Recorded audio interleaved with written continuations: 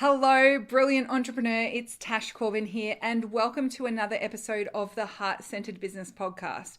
This is episode number 343, which means you can find all the relevant links and show notes for today's episode over at tashcorbin.com/343. In today's episode, I'm covering 6 major launch mistakes.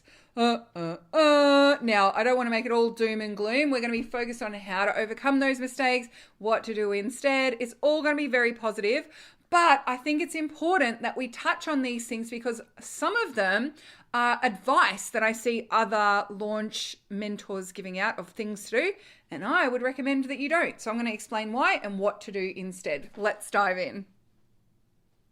I'm Tash Corbin, and this is the Heart Centered Business Podcast. When it comes to launching an online course, membership, or program, there's a lot of conflicting advice out there about where you need to be focusing your energy and attention, what strategies work best these days, and all the other moving parts. And that can mean sometimes we get a lot of conflicting information and advice on what to do. But also with all of those different opinions, it can be easy for us to get caught up in focusing our energy and attention on things that aren't necessarily right for the stage of launching that you're at, or the size of audience that you have, or even just for the model of business that you're moving into. A lot of the information that we get online, a lot of blogs, a lot of podcast episodes, a lot of articles and webinars are very generic advice, and it's not necessarily suited to a heart-centered, consent-driven business or a high-ticket product business, or all of the different nuances that make our businesses unique and our marketing strategies unique aren't all covered by one generic webinar that teaches the perfect launch strategy, because there is no one perfect launch strategy. So what I thought I would do is just look at 6 of the most common launch mistakes that I see in our community, understanding where they come from, and that it can be very easy for us to fall into those traps, but then also what to do instead and how to address some of those mistakes. So the first one is that for your launch, you're completely focused on reach and hoping that that reach will result in conversion. And this often comes because 90% of the business growth advice and marketing advice and strategy advice out there is focused on getting you reach, getting you in front of a larger audience. But getting in front of a larger audience doesn't necessarily improve your launch results by the same factor, right? If you 3x your audience size, you don't necessarily 3x your launch results. And reach is only one part of the client attraction process. So if you've listened to a bunch of podcasts from me before, you've probably heard me talk about the client attraction process before. If not, I'll put a link in the show notes to my most recent podcast about the client attraction process, because it's got a lot more depth in it. But in a nutshell, the client attraction process maps out the different stages that people go through before they buy from us. So first is reach. We need to get in front of as many of the right people as possible. Next is nurture. We need to build a relationship with each of those audience members. So we want to nurture that relationship. We can do that at scale through things like free content and resources and email marketing and those sorts of things. But we can also do that very effectively on a one-to-one basis as well, having conversations, being of service, answering people's questions, all of those sorts of things. So nurture is the second stage of the client attraction process. Third is lead generation. And this is probably the most forgotten part of the client attraction process. And that is where you invite people to lean closer to investing, and they do so. So not you invite people to sign up to a freebie that's unrelated and they do so. Not that you bribe people onto your mailing list with some kind of random checklist and they do so. That's not lead generation, that's list growth. And that doesn't necessarily equal lead generation. Lead generation is a specific step towards buying something. So that might be booking a sales conversation, sending you a DM to say, hey, I'm interested in this program, or what's the payment plan for that package you've been talking about? or you inviting people to connect with you to discuss how you might be able to work together, or getting people on a launch webinar where you're specifically, qualifying people as to whether they would be a good fit for the program, and then presenting the program, and they stick around and hear about the program because they want to, because they're interested. Just a little quick aside here. I see so many people trying to bribe people to stay to the end of the webinar so that they can hear the sales pitch, trying to trick people into hearing a sales pitch, or stick around to hear this so that you have to listen to my sales pitch. And it just, to me, like, it comes from a space of fear, but also, like, why do you want to force people to hear a sales pitch if they're not interested in buying from you, or if they don't think it's the right fit for them right now? Like, my approach is to be upfront and say, okay, now I'm going to tell you how I could help you with this through my program. If you don't need to hear about this, you're welcome to leave. Like, if you want to hear about it, stick around. Just that one little out tells me who the people who stay in the room are the ones who really want to hear this. That's good. Why would I want to bribe the other people who left the minute I said, and now I'm going to talk about the program? Why would I want to somehow bribe them to sit and listen to my pitch when they don't want to hear it? Is it because I think I can trick them into buying it? Is it because I'm going to use psychological tactics and strategies to make them feel like a failure if they don't buy from me? I mean, that's what some people do, but that's not my choice, and that's not how I do it. So lead generation is inviting people to lean in to find out more about working together or how they could buy something from you, and they do it. And then the final step is conversion. So one of the mistakes that I see people make when they're launching is that they're focused so much on reach that they don't have a balanced client attraction process. And actually, reach is the most expensive and time-intensive part of the client attraction process. And the more people you lose at each stage, the more expensive your cost per sale becomes, and the lower your profit margin. So rather than have everything focused on reach, what I would recommend is in your launch, ensure you've got a balanced client attraction process. You're spending a quarter of your time on reach, a quarter of your time on nurture, a quarter of your time on lead generation, and a quarter of your time on conversion. So that it's not just 90% just trying to reach. Make the pitch, did they buy? Because you're reducing the percentage of people who will buy from you by not understanding that it takes that process of building a relationship, getting people to lean in, and then presenting your offer. So mistake number one is all reach and no balance in the client attraction process. So the way to fix it, get that balance back in. Number two, launch built on theory. So there's a balancing act here, because sometimes the first time you launch, you're going to have to make some estimated guesses. But the more that we can get tangible evidence and information and insight into what our audience wants, what their drivers are for wanting to achieve this particular goal, what barriers are going to get in the way, what it is that they're actually looking for, what's important to them, what's not important to them, the more we have tangible insight into that and evidence of that, the more effective the launch is going to be.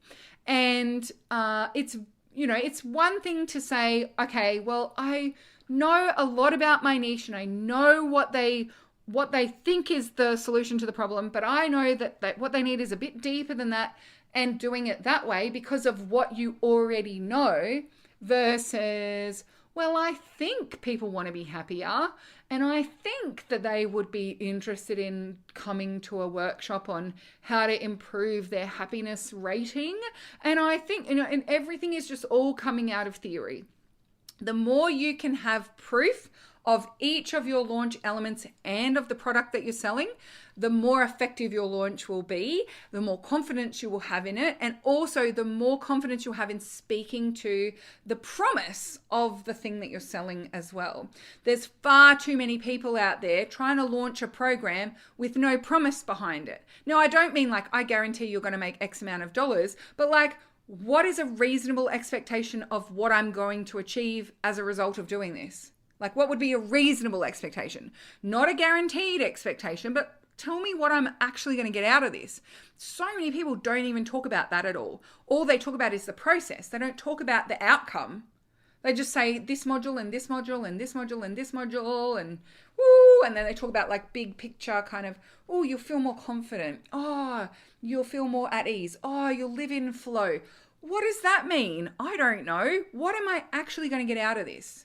So rather than building it on theory, the antidote is to get as much proof as possible and limit the amount of theorizing that you need to do, because you've collected evidence of what people want and what they don't want and what their goals are and what gets in the way and why they would be driven to purchase something that would help them solve that problem. So no more launches built on theory. Let's actually collect some evidence. Number 3 is overpricing the offer compared to the value proposition. Now, this might sound a little different to advice that you've heard before. I think every business mentor I've ever worked with, every launch strategist I've ever listened to, every webinar I've ever been to, they always say, put the price up, put the price up, put the price up, put the price up. Premium, premium, premium, premium. Now, I am a big fan of being a premium in the market, consistently increasing your prices, all of those things. But you need to ensure that the value proposition of what people are getting out of this is relative to the price point. So if you haven't heard my definition of value proposition before, value proposition is the value of the gap between before doing your program and after through the eyes of the buyer. So you might feel that it's very valuable for people to get a better night's sleep. But if your audience thinks, oh, that would be nice, but it's not important to me, they are going to attach a very different value to that transformation than the value you attach. So the answer to overpricing for the value proposition is not necessarily to reduce the price. The first step is to, number 1, have a strong value proposition, map it out, be very adept at articulating that value proposition. The second thing is to look for opportunities to improve the value proposition by getting more niched, getting more tangible, being more clear and concise about that journey. There's lots of ways that we can improve the value proposition. And then the third thing is to, if the price still outweighs the value proposition, we may need to bring the price down a little. So, when it comes to making a decision about whether people are going to buy from you or not, there needs to be 2 things. Number 1, they need to have the capacity to buy at that price point. So for some people, they're eliminated because they don't have that cash. They're not willing to do a payment plan. They have the cash, but they're not willing to prioritize investing in this. You won't change their mind or change their financial situation or change someone's priorities. If someone prioritizes their children over their work, you can't change that. You just can't. You can connect what you do to their number 1 priority, but you cannot change someone's number 1 priority. We are who we are. We prioritize what we prioritize. Yes, we might say we want to prioritize our health and well-being more, but if we're someone who defaults to prioritizing our business over our health, guess what? When things get hard, we prioritize our business over our health. You can't change that. So rather than trying to change people's priorities, rather than trying to force people to see the value, instead, we just need to acknowledge that some people will value that transformation more than others. We can focus your messaging on speaking to those who do value that transformation. And also, the second factor is, do I perceive the value I'm going to get is higher than the price I have to pay? That's it. I have to have the capacity to pay and the desire to pay to spend that amount of money. and I need to perceive that the value I'm going to get is higher than the price I'll have to pay for it. So when it comes to purchasing a course on Facebook ads, for example, if that course is $1,000, do I perceive the value I'm going to get from doing that course and implementing the strategies is more than $1,000 for me in the short term? Do I expect a short-term return on investment of $1,000 or more? If yes, I'm likely to buy. If no, I'm unlikely to buy.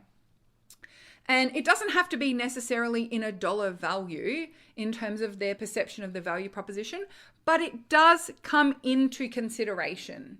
So if I have the choice between spending money on something that will bring in income and spending money on something that will feel good but not bring in income, chances are I'll be more focused on bringing in the income if I am someone whose top priority is income. If I'm someone whose top priority is pleasure and enjoying myself, I might perceive the value of something in that space as being higher for me. So I'd be more likely to buy that thing. So you can see it comes down to the individual, their priorities, and their perception of that value proposition. But you as the seller need to ensure that your price is appropriate to the value proposition as perceived by your niche. So that is mistake number 3, is overpricing for the value proposition through the eyes of your clients. And the antidote is clarify the value proposition and learn how to articulate it well, improve the value proposition, and then reduce the price if necessary. So I'm not someone who's like, no, your price is too high, your price is too high. I'm also on board with let's be a premium in the market. But if it's not converting because the VP is not there and there's nothing else you can do to improve that value proposition beyond, completely retooling and completely overhauling what it is that you're offering, then sometimes the best strategy is actually to price appropriately, to bring the price point down. Sometimes the perception of the value proposition is impacted by your expertise, your experience, your time in the market, your branding. There are other things that can increase the perceived value. It doesn't just come down to what's inside the course, but a lot of those things cost money. A lot of those things take time that you don't have. So if you are, for example, teaching tarot card readings and you've been teaching it for 6 months and someone else is teaching tarot card readings and they're the best known in the industry, they've been doing it for 25 years, most of their clients end up becoming very in-demand tarot readers, then the perceived value of working with you is going to be less than the perceived value of working with that other person in most cases. Now, there are ways to increase the perceived value of working with you. So if I was in that situation, I would be highlighting the fact that someone who's been in the industry for 25 years and has 600 students at a time isn't necessarily going to get to know you on a personal basis. So that high touch, high connection part of working with me increases the perceived value of my offer compared to that offer. But you need to be clear on what that value proposition is, what the perception is, and where the gap is for you in the price versus the value proposition. So that's number 3. Number 4 is that your promo, your messaging is all focused on the process and you don't actually talk about the promise or the outcome. And particularly for heart-centered entrepreneurs, particularly for women, we don't ever want to promise something we can't deliver on. We don't ever want to say, yeah, you're definitely going to make $10,000 from doing this when we don't have concrete evidence that that's actually going to happen for 100% of the people who do our program. But that doesn't mean we have to be so process orientated.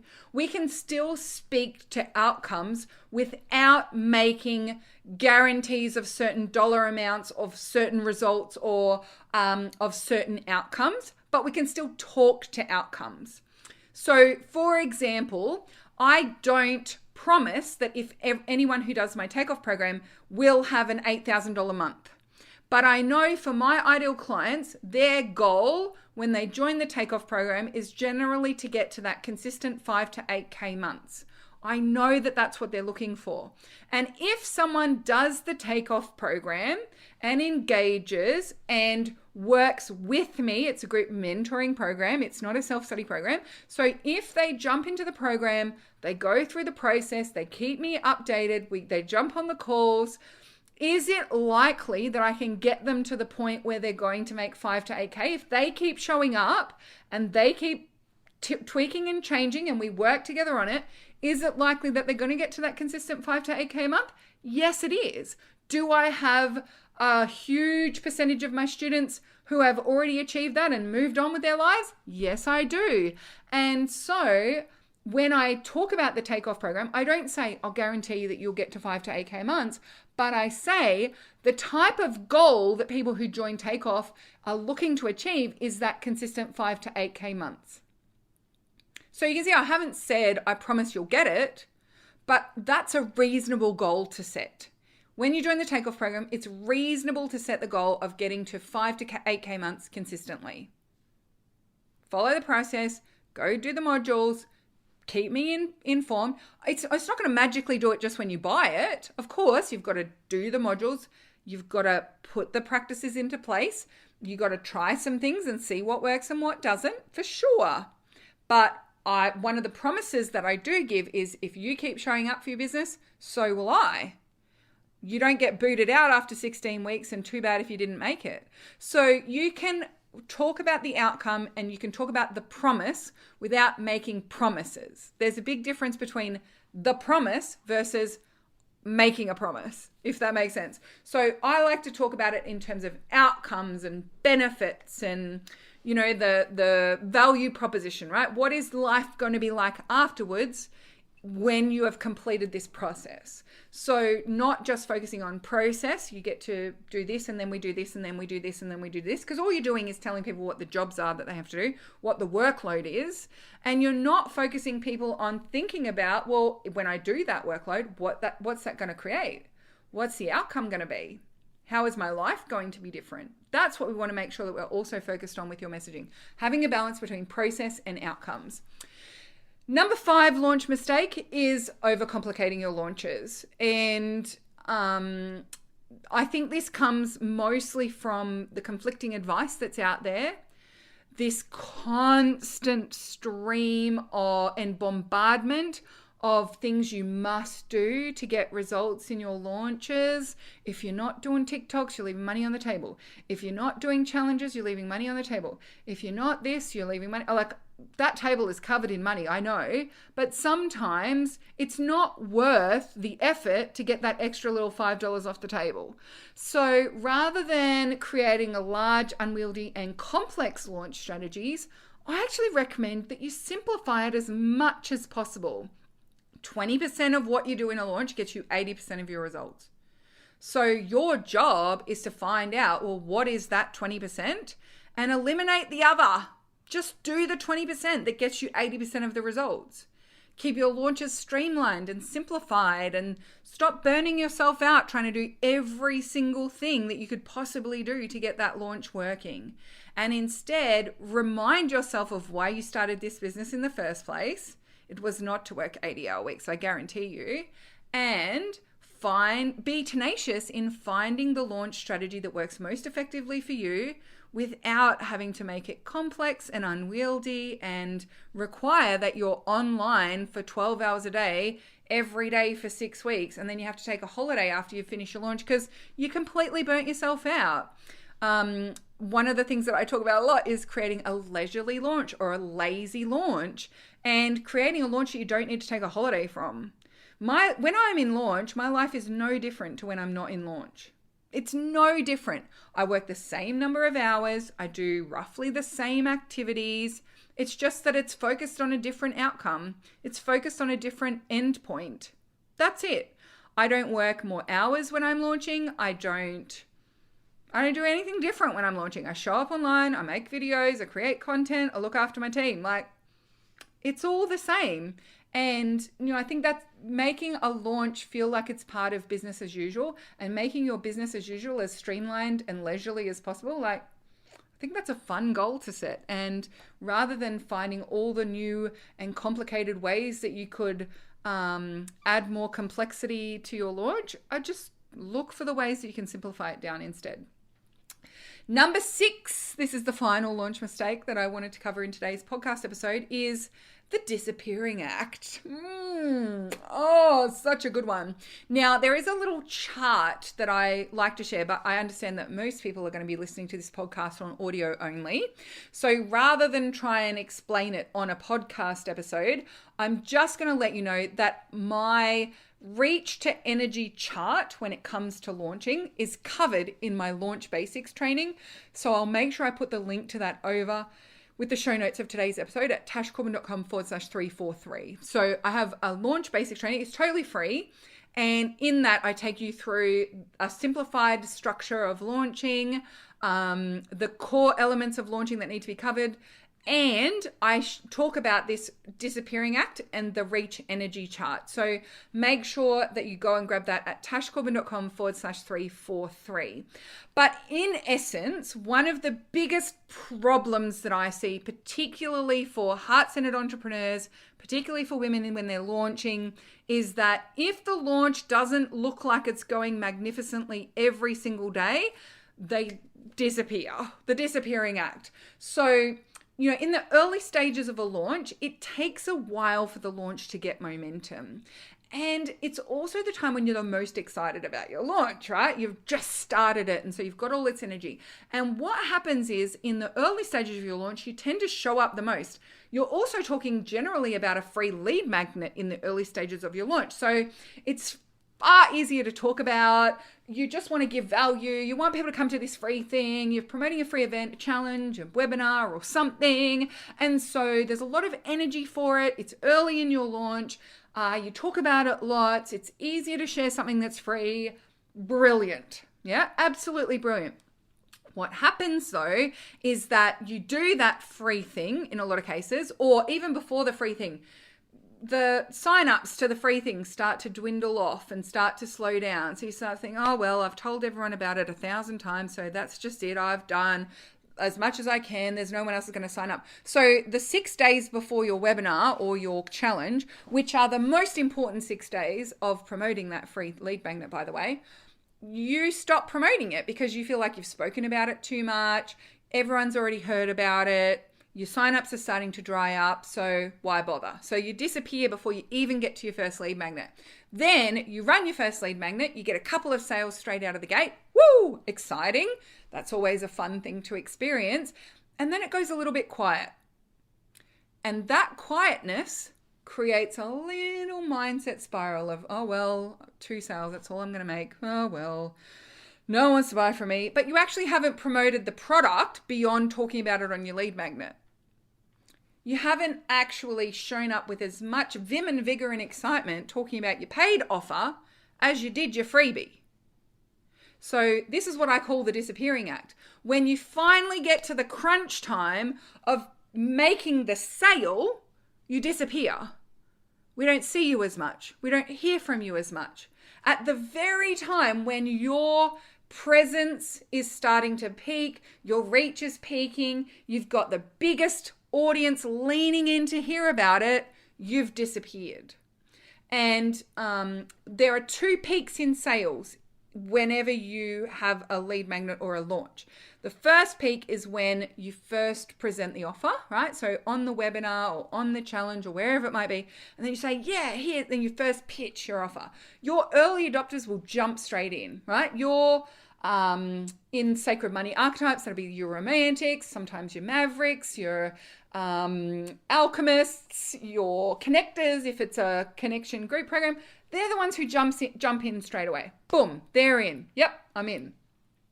Then it dwindles a little bit. But you also have your last minute peeps. That's sometimes me. But it can also tend to be like your accumulators. They've got to think about it, add up the ROI, that kind of thing. You might have your romantics and celebrities who are like, oh yeah, I'll get to it. Oh yeah, I'll get to it. And then they just do it at the last minute, right? So there's generally a peak in sales at the very end if you've been consistent. And so something that I had witnessed happening in a Facebook group a few weeks ago was someone came into in a course group that I'm in. It's not necessarily about launching, but there was someone talking about their launch, and they said, I ran my webinar and I had 3 people sign up and I was so excited. And then I promoted it for a few days and I just got crickets. No one's responding. No one's replying to my emails. No one's engaging with my posts on socials. And so I feel like everything's done. And my cart doesn't close for another 10 days. And everyone jumped in and said, oh, most people join in the last 48 hours. Most people, don't worry about it. Most people join in the last 48 hours. So of course, this person goes, oh, well, I don't need to do anything till the last 48 hours. But that's not true. It's not that you don't need to do anything for the last 48 hours until the last 48 hours. It's that the action that you take in the 10 days between will drive a spike in sales in that last 48 hours. If you only show up and run your webinar and then only show up and say last day to buy, you're not maximizing that number of people who will buy at that last minute. And in fact, the surge that you were expecting in the last 48 hours may never actually materialize, because that last minute surge relies on you consistently showing up. Now, I'm not saying being there for 12 hours a day and constantly being everywhere, but it needs to be consistent. We need to hear from you consistently during the sales part, to the same extent that we heard from you consistently when you were promoting the free event. So disappearing act is definitely a big one that I see happen quite a lot. And it generally happens because the launch results initially weren't what you were expecting, or some mindset blocks come up, or you might hit an upper limit, or a bit of self-sabotage. But just understanding that reach energy chart that's in the Launch Basics training and being able to see, like, it's better if I'm just consistent throughout, makes a significant difference to your launch results. So make sure you come and grab the link over at tashcorbin.com/343. That's today's show notes. Grab the link to the Launch Basics training out of the show notes from today, and you will see this in a bit more depth and with the diagram that shows the reach energy chart, so you know what I'm talking about. All right, that's it for today's episode of the Heart Centered Business Podcast. Thank you so much for joining me today.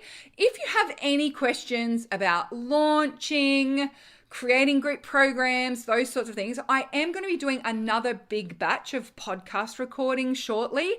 And I am about to go into launch of my Leverage and Launch program. So any questions that you ask will help me to, number one, know how I can support you further. But it's also great content for my launches and free podcast episodes and trainings and all of those sorts of things. So I'll put this link in the show notes as well. But if you go to tashcorbin.com/question and pop your question in there, pop your social media links and all of that kind of stuff, I will give you a shout out and link back to you when I answer that question on the podcast. So tashcorbin.com/343 is the show notes for today's episode. And there you'll find the link to go and put your question in if you don't remember. But I really love getting your questions. And it is a great opportunity for me to give you a bit more reach, give you a little shout out, share the word about who you are and what your business is about to my podcast audience, which is in the several thousands. So it's a very good opportunity for you to borrow from my audience and get in front of them by giving me some inspiration and ideas on how I'd be able to help you with answering questions in the podcast episode. So it's a win-win little situation we've got for ourselves there. Make sure you come and check it all out there. If you have any questions, get in touch. And until next time, I cannot wait to see you shine. Bye for now. Would you like more tips, tools, and resources to help you grow your heart-centered business? Head to tashcorbin.com today.